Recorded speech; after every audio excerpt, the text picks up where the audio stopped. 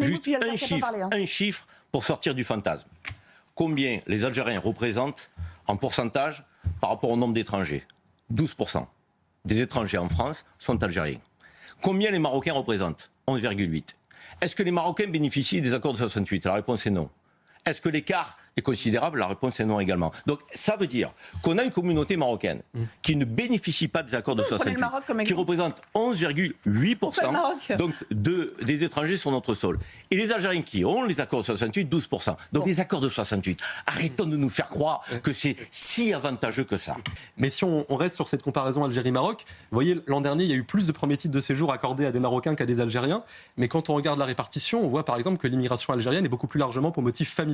54% des titres l'an dernier ont été accordés pour motif familial, c'est 20 points de plus que l'immigration marocaine. Non mais c'est l'histoire qui veut ça. Le contenu de l'accord franco-algérien amène aussi à ça. Mais ça vous a pas échappé qu'on a une histoire. Qu'est-ce qu'on peut faire ? Oui, mais enfin bon, l'histoire elle est remise en question de manière assez négative de l'autre côté de la Méditerranée. Donc à un moment donné, il ne faut pas que chacun réécrive l'histoire à sa sauce non plus. Tout dépend comment on se parle. Vous avez vu le ton de Retailleau lorsqu'il parle aux Anglais. Donc il est très précautionneux, très respectueux, très poli. Il dit que c'est un accord bilatéral et qu'on ne peut pas unilatéralement décider. Là, quand il s'agit d'Algérie, on dirait qu'on s'adresse à un paillasson. Donc unilatéralement, on va revoir ça et puis on va mettre un terme. Vous avez vu le ton de comment M. Tebboune s'adresse à la France Non, M. Tebboune, il a fait une interview. M. Tebboune, il a fait une interview dans l'opinion. Je suis très conscient que vous l'avez lu avec attention. Et il attend effectivement que peut-être le président Macron s'exprime et cesse de laisser son ministre de l'Intérieur jouer le Premier ministre, ministre des Affaires étrangères, président de la République. Retailleau, le ministre de l'Intérieur. Moi, j'aimerais entendre les voix diplomatiques de la France pour s'adresser à l'Algérie, pour apaiser la relation et remettre, pourquoi pas, à plat les accords de 68. Mais vous savez que les accords de 68, pour certains aspects, on a un spécialiste, je pense qu'il aura l'honnêteté de le dire, sur certains aspects, le droit commun est plus intéressant que les accords de 68. Et je dirais, il y a 3 aspects. Je parle sous votre contrôle. Il y a la carte talent, aujourd'hui, qui est plus avantageuse. 2, les métiers en tension, les Algériens n'en bénéficient pas. La régularisation sur les métiers en tension, les Algériens ne bénéficient pas. 3, la carte pluriannuelle. Un Algérien, il a une carte d'1 an. Vous parlez de la carte de résidence, elle est 1 an. Les droits communs, c'est 2 ans.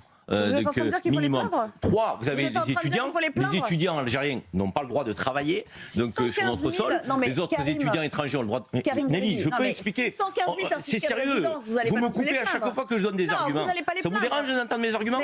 J'ai l'impression que ça vous dérange. Vous vous sentez plus une allégeance à la France ou à l'Algérie en la matière ? On a un spécialiste. Je vous dis, il faut sortir des postures de polémique et aller sur le fond, faire de la diplomatie. Faire de la diplomatie, c'est être sérieux, c'est pas du spectacle. C'est eux, c'est le gouvernement français.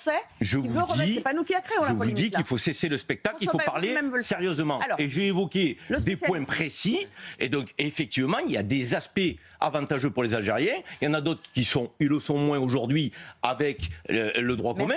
Voilà. Mais il faut discuter sereinement avec les Algériens. Les coups de menton et bomber le torse. Albert Zenou, je reviendrai vers vous. C'est un sujet qui vous tient à cœur, hein, franchement. À chaque fois, vous montez. Pas du tout. Je veux dire, c'est un sujet qui me tient à cœur parce que je pense qu'on doit avoir de bonnes relations avec l'Algérie. C'est notre intérêt. Peut-être que vous n'avez pas conscience de ça. On a 12 milliards d'échanges économiques. Puisque les dispositifs de carte pluriannuelle, effectivement, ne sont pas accessibles, mais un Algérien... C'est quoi ces dispositifs de carte pluriannuelle ? Parce que ceux qui nous regardent, ils comprennent rien. Je ne vais pas rentrer dans un détail. Et je les ai expliqués, mais vous m'avez coupé. Non. Mais typiquement, vous voyez, un Algérien peut accéder beaucoup plus vite qu'un autre ressortissant extra-européen à une carte de 10 ans. Il n'a besoin d'être résident en France que depuis 3 ans contre 5 ans. Ça, c'est le libre choix de la préfecture, monsieur. C'est des cartes d'un an renouvelées. Non, mais je vous le dis.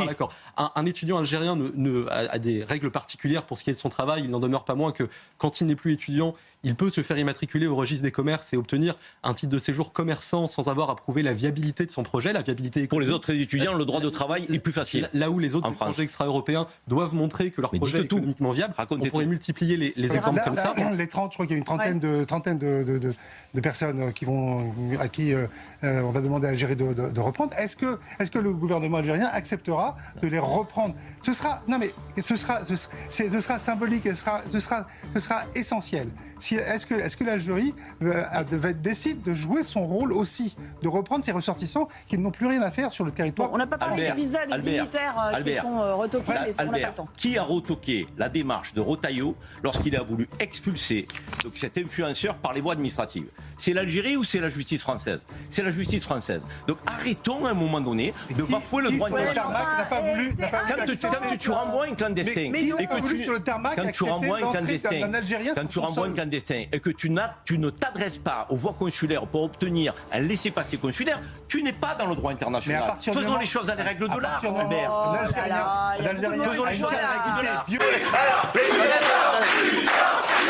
Ce sont les Anglais. Oui, sacré Anglais. Et me tout pas, je m'en tape. Et me tout pas, je m'en tape. Et me tout pas, je m'en tape. Non, on ne touche pas les enfants.